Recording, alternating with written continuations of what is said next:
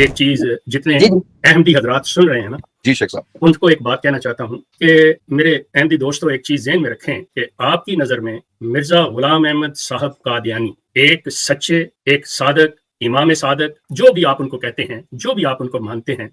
بالکل آپ کی نظر میں وہ ہیں۔ کیا یہ حق آپ ہمیں مطلب میں آپ سے مانگ نہیں رہا، کیا ہم اپنی جگہ پہ ہم اپنا حق استعمال کرنے میں جائز ہوں گے؟ میرا یہ سوال ہے آپ سے کہ ہم جو انہیں سمجھتے ہیں کہ وہ کاذب اور مفتری ہیں، کہ جس طرح آپ ان کے نام کے ساتھ علیہ السلام لگاتے ہیں، ہم ان کو کاذب اور مفتری کہہ کے پکاریں، کیا اس سے آپ کے جذبات جو ہیں وہ مجروح ہوں گے؟ اور اگر ہوں گے تو کبھی آپ نے سوچا ہے کہ جب علیہ السلام کہتے ہیں تو ہمارے جذبات بھی مجروح ہوتے ہیں؟ یہ میرا سوال ہے۔ اور یہ بہت جائز سوال ہے شیخ صاحب آپ کا، بہت شکریہ آپ کا۔ اور جب بھی ہمارے قادیانی جو دوست ہیں، جو احباب ہیں، جب تشریف لاتے ہیں تو وہ علیہ السلام جان بوجھ کے کہتے ہیں، ظاہر ہے جان بوجھ کے کہتے ہیں، ان کی عقیدت ہے مرزا کے ساتھ، تو ہمیں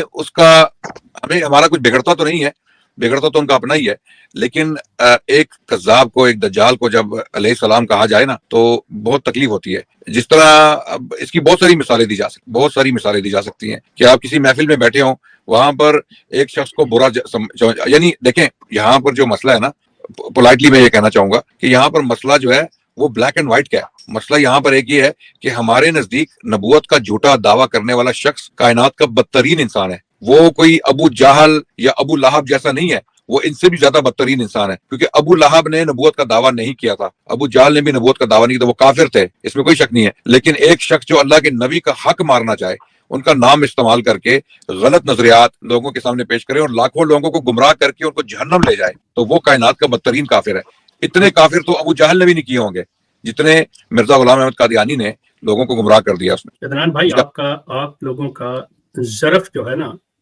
بہت اعلیٰ ہے، یقین کریں یہ احمدی حضرات نے کبھی سوچا بھی نہیں ہے۔ اگر یہ تھوڑا سا سوچ لیں کہ دیکھیں کہ کس طرح سے یہ ہمیں اپنے فورم پہ بلا کے ہم جو کہنا چاہتے ہیں اس کی اجازت دیتے ہیں، اسے کہنے دیتے ہیں، ورنہ ہمیں تو کوئی مجبوری تو نہیں ہے۔ سوال یہ ہے کہ یہ میں نے تو یہاں پہ بات کی ہے کہ اگر میں اپنے اگلے فکرہ کہنے پہ مرزا غلام احمد کاذب و مفتری کہوں تو اصولی طور پہ انہیں کوئی اعتراض نہیں اٹھانا چاہیے، لیکن کیا انہی کے پروگرام میں جا کے کسی پہ میں یہ بات کہوں تو یہ بالکل ہنستے مسکراتے چہرے کے ساتھ انہیں چاہیے ہمیں سننا؟ کیا ان کی پوزیشن ایسی ہے؟ کبھی انہوں نے سوچا ہے اس چیز کے بارے میں کہ دیکھیں ہمارے ساتھ سلوک کیا ہو رہا ہے؟ جو اسلام کی اصل شان ہے مسلمان کی، وہ یہ فوراً ظاہر کر رہا ہے، اور یہ سوچیں کہ ہم کیا ظاہر کر رہے ہیں۔ سمپل۔ میں ایک خاص مثال دینا چاہتا ہوں اس ضمن میں کہ اگر شیطان کے اوپر گفتگو ہو رہی ہو دو اشخاص کے درمیان، ایک شیطان کا پجاری ہو اور دوسرا شیطان کو جو ہے ملعون سمجھتا ہو، رجیم سمجھتا ہو، تو وہ شیطان کے بارے میں لعنت اللہ علیہ کے الفاظ استعمال کرے اور شیطان کا پجاری بار بار علیہ السلام